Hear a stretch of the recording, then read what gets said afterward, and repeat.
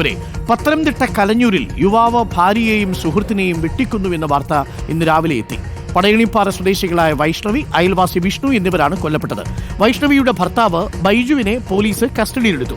വിഷ്ണുവുമായുള്ള സാമ്പത്തിക പ്രശ്നമാണ് കൊലപാതകത്തിലേക്ക് നയിച്ചതെന്നാണ് പ്രാഥമിക നിഗമനം. എന്നാൽ വിഷ്ണുവും ബൈജുവും സുഹൃത്തുക്കളായിരുന്നുവെന്നും ഇന്നലെ രാത്രി ഇരുവരും ഒരുമിച്ചാണ് എത്തിയതെന്നുമാണ് വൈഷ്ണവിയുടെ അച്ഛൻ ബിജു പറഞ്ഞത്. നമുക്ക് ആ പ്രതികരണങ്ങളൊന്ന് കേട്ടുവരാം. നേരത്തെ വഴക്കും വയ്യാവേലി അടിയും പിടിയും ഇതെല്ലാം ഉണ്ട്. അപ്പോൾ എന്തായാലും അങ്ങനെ വിളിക്കും, നമ്മളിവിടെ വരും, എന്തുവാന്ന് ചോദിക്കും. ഇതിൻ്റെ കാരണങ്ങൾ ആരും നമ്മളിവിടെ ഒന്നും പറഞ്ഞിട്ടില്ല, അന്നും പറഞ്ഞിട്ടില്ല, ഇപ്പോഴും പറഞ്ഞിട്ടില്ല, ഇതൊന്നുമില്ല. വിഷ്ണുവും ഈ പറഞ്ഞ ആളും ബൈജു തമ്മിൽ നേരത്തെ എന്തെങ്കിലും സംഘടനകൾ അങ്ങനെ എന്തെങ്കിലും നടന്നിട്ടുണ്ടോ? അവർ തമ്മിൽ ഈ മരിക്കുന്ന ഇപ്പോൾ ഈ കഴിഞ്ഞ 11 മണിക്ക് മരിക്കുമ്പോൾ അവർ രണ്ടുപേരുടെ 9 മണിക്ക് ഇങ്ങോട്ട് വന്നത്, പണിയും കഴിഞ്ഞു. അവർ രണ്ടുപേരുടെ പണിയും കഴിഞ്ഞ് 9 മണിക്ക് ഇങ്ങോട്ട് വന്നത്. അങ്ങനെ പോകുന്ന ആൾക്കാരാണ് അവർ. ഇതിന് മുമ്പ് നമ്മുടെ ശ്രദ്ധയിൽപ്പെട്ടിട്ടില്ല. അവർ തമ്മിൽ നേരത്തെ മഴക്കും കാര്യങ്ങളൊന്നും ഉണ്ടായിട്ടില്ല, ഉണ്ടായിട്ടില്ല. പണിക്ക് പോകുന്നത് അവരൊന്നിച്ചാണ്. സുഹൃത്തുക്കളായിരുന്നവർ പിന്നീട് എതിരാളികളായി മാറുന്നു, ഭാര്യയെയും സുഹൃത്തിനെയും വെട്ടിക്കൊല്ലുന്നു. എന്താണ് യഥാർത്ഥത്തിൽ സംഭവിച്ചത് നമുക്കറിയില്ല. നമുക്കതിൽ കഥകൾ മെനയാനും താല്പര്യമില്ല. അത് സ്വകാര്യ വിഷയങ്ങളാവാം, അതല്ലെങ്കിൽ സാമ്പത്തിക വിഷയങ്ങളാവാം. എന്താണെങ്കിലും അത് നിർഭാഗ്യകരമായി പോയി. പ്രവീൺ പുരുഷോത്തമന് സ്ഥലത്ത് നിന്ന് തയ്യാറാക്കിയ റിപ്പോർട്ട് കൂടി കണ്ടത്.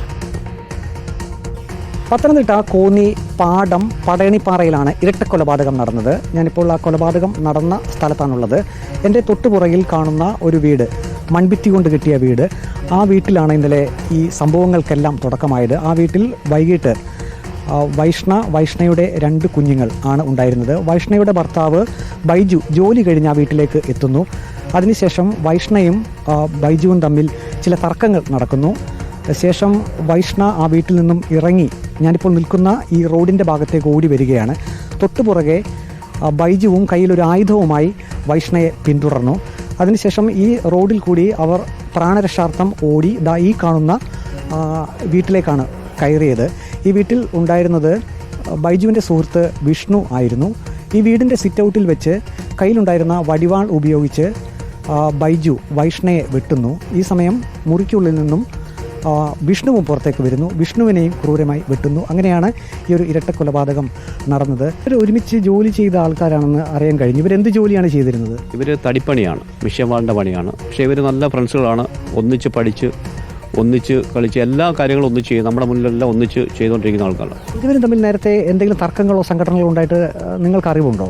ഇല്ല, അങ്ങനെ വേറെ ആൾക്കാരുണ്ടാൽ ഇവരെല്ലാം ഒന്നിച്ച് നിൽക്കുന്നവരാണ്.